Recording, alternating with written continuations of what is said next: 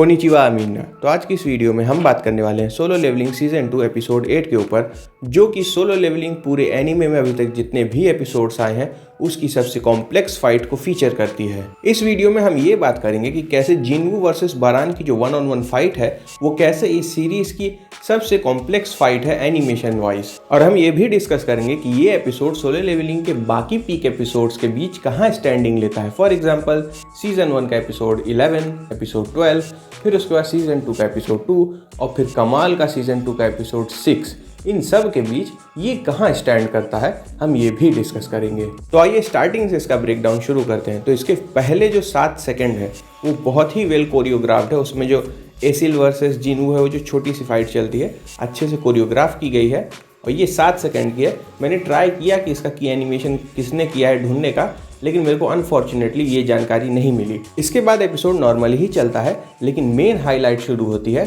12 minute 15 second से, जब demon king बारान की एंट्री होती है। बारान की एंट्री होती है कमाल के लाइटनिंग इफेक्ट्स एनिमेशन के साथ, और इसके साथ ही साथ वो अपने ड्रैगन पर बैठ के आता है जो कि 2D है। हाँ, इसका डिटेल्स इसके डिज़ाइन में कम है मानवा से, लेकिन ड्रैगन 2D है जो कि हमेशा ही अच्छी बात है। 2D ड्रैगन होना इसलिए इंप्रेसिव है क्योंकि एनीमे में हैंड ड्रॉन कुछ चीज़ों को करना थोड़ा मुश्किल होता है। फॉर एग्जांपल आर्मर प्लेटिंग हो गई, ड्रैगन्स हो गए, किसी क्रीचर का कॉम्प्लेक्स डिज़ाइन हो गया, इन सब चीज़ों को ड्रॉ करने में काफ़ी समय लगता है। और ये सारी चीज़ें जब भी हमें हैंड ड्रॉन मिलती हैं ये हमेशा एक वेलकम चॉइस होती है। फिर उसके बाद हमें कमाल का एनिमेटेड सीक्वेंस मिलता है 13 मिनट 20 सेकंड से लेकर 13 मिनट 59 सेकंड तक। ये 29 सेकंड का एनिमेशन रियोता साइतो ने किया है। इस सीक्वेंस में जिनवू के मोनार्क्स डोमेन को खोलने से लेकर के उसके shadow army versus demon army के बीच जो फाइट होती है वो बहुत ही कमाल की है, जिसमें मॉन्स्टर्स 2D हैं, डीमंस 2D हैं, शैडो भी 2D है। बैकग्राउंड में कुछ शैडोज 3D हो सकते हैं, जो कि कोई बात नहीं है। ये लोग शो के अब इस पॉइंट पे पहुंच चुके हैं कि अगर ये शैडो आर्मी में भी CGI यूज़ करें तो उससे कोई प्रॉब्लम होगी नहीं, क्योंकि आगे फाइट्स का लेवल और आगे बढ़ेगा ही। लेकिन फिर भी ये इन फाइट्स को 2D हैंड ड्रॉन कर रहे हैं, वो एक बहुत ही इंप्रेसिव बात है। एक बहुत ही इंपॉर्टेंट बात आपको बताना तो भूल ही गया, इस एपिसोड के डायरेक्टर हैं तात्सुया सासाकी और इसमें स्टोरी बोर्डिंग का काम यूका कुरोदा और योशिहिरो कानो ने किया है। योशिहिरो कानो इस सीरीज के एक्शन डायरेक्टर हैं। अगर आप सोलो लेवलिंग को एक गाड़ी समझे तो ये उस गाड़ी के इंजन है, क्योंकि बिना इनके सोलो लेवलिंग का एक्शन एनिमेशन इस लेवल का होगा ही नहीं जिस लेवल का वो है। सीजन 1 में ही इन्होंने एपिसोड 4 और एपिसोड 6 की स्टोरी बोर्डिंग का काम किया ही था। उसके साथ 7 सेकंड की एनिमेशन भी किया था एपिसोड 11 का। एक्शन एनिमेशन डायरेक्टर तो ये थे ही 12 में से 7 एपिसोड्स के। एक्शन डायरेक्टर तो ये पूरी सीरीज के ही हैं। इन्होंने यहाँ तक कि इन बिटवीन एनिमेशन भी किया था एपिसोड 4 और एपिसोड 11 का, और साथ ही साथ की एनिमेशन इन्होंने एपिसोड 1, 4, 6 और 11 में किया ही किया था। फिर अभी सीजन 2 में इन्होंने पहली बार स्टोरी बोर्डिंग की है एपिसोड 8 की ही, जिसमें जिनवू वर्सेस बारान वाले सेक्शन का स्टोरी बोर्डिंग और की एनिमेशन इन्होंने ही किया है। ये एक्शन एनिमेशन डायरेक्टर एपिसोड 2, 4 और 8 के हैं ही, और साथ ही साथ इन्होंने की एनिमेशन ओपनिंग में भी किया है, जिसमें जिनवू वर्सेस बारान वाला सेक्शन है। ओपनिंग में भी इन्होंने ही उसका की एनिमेशन किया है। फिर एपिसोड 6 और अभी के एपिसोड 8 में इन्होंने की एनिमेशन दिया है। मोस्ट प्रोबेबली अभी जो आगे 5 एपिसोड आने वाले हैं उनका आउटपुट इसमें और ज़्यादा होगा बाकी एपिसोड से। Now back to our break down. इसके बाद 14 मिनट 18 सेकंड से लेकर के 14 मिनट 38 सेकंड्स तक बारान की जो लाइटनिंग हमें दिखाई जाती है उसमें कमाल के इफेक्ट्स एनिमेशन पहले क्लाउड्स में दिखते हैं। फिर उसके बाद बारान की लाइटनिंग जब ज़मीन पे हिट करती है तो हमें उसकी पावर का अंदाज़ा मिलता है, और उसके बाद कमाल का इफेक्ट्स एनिमेशन देखने मिलता है जब वो लाइटनिंग एसिल के पास जाती है, और इस सीन में कलर पैलेट ब्लू हो जाता है, जो कि काफ़ी अच्छा यूज़ था इस सीन में। अब हम आगे फोकस करेंगे इस एपिसोड के बेस्ट एनिमेटेड सीक्वेंसेस की तरफ, जिसमें सबसे पहला आता है 15 मिनट 29 सेकंड से लेकर के 16 मिनट 8 सेकंड्स तक। ये 39 सेकंड का एनिमेटेड सीक्वेंस योशिहिरो कानो ने किया है, और ये सीन प्योर आई कैंडी है। इसमें जब टस्क का ब्लास्ट बारान की लाइटनिंग से मिलता है तो बहुत ही फिनोमिनल इफेक्ट्स एनिमेशन का प्रदर्शन हमें देखने मिलता है योशिहिरो कानो की तरफ से। और ये कमाल का एक्शन सीक्वेंस यही नहीं रुकता है। इसके बाद जब बारान गिर जाता है ड्रैगन के ऊपर से, तो वो जब चल के आता है तो उसमें आपको वेट फील होता है उसके चलने में ही एनिमेशन के थ्रू, क्योंकि वो नॉर्मल ह्यूमन नहीं है, उसकी एनाटॉमी अलग है, वो भारी है, अलग है, एक हैवी वेपनरी कैरी कर रहा है।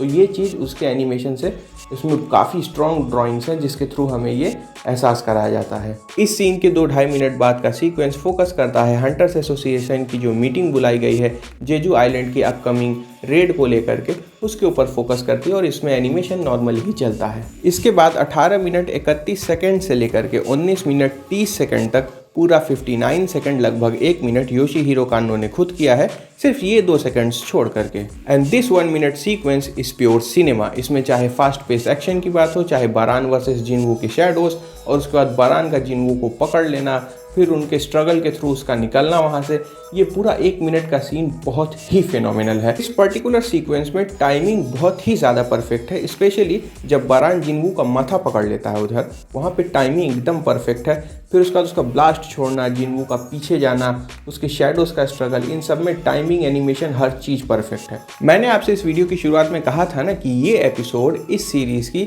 सबसे कॉम्प्लेक्स फाइट को फीचर करता है एनिमेशन के पर्सपेक्टिव से। उसका प्रूफ है ये 29 सेकंड का सीन जो योशीहिरो कानो ने खुद किया है 19 मिनट 47 सेकंड से लेकर के 20 मिनट 16 सेकंड्स तक। ये पर्टिकुलर कट इतना कॉम्प्लेक्स क्यों है ये मैं आपको अब समझाने वाला हूँ। इस सीन के शुरुआत में बारिश होना शुरू हो जाती है और जब ये फास्ट पेस एक्शन शुरू होता है तो इसमें कोरियोग्राफी तो कॉम्प्लेक्स है ही, जो कि एकदम फास्ट चल रही है, लेकिन उसके साथ साथ इसमें एनिमेटर को बहुत सारी और चीज़ों का भी ध्यान देना पड़ रहा है। इसमें 2D बैकग्राउंड भी उतना ही फास्ट मूव कर रहा है।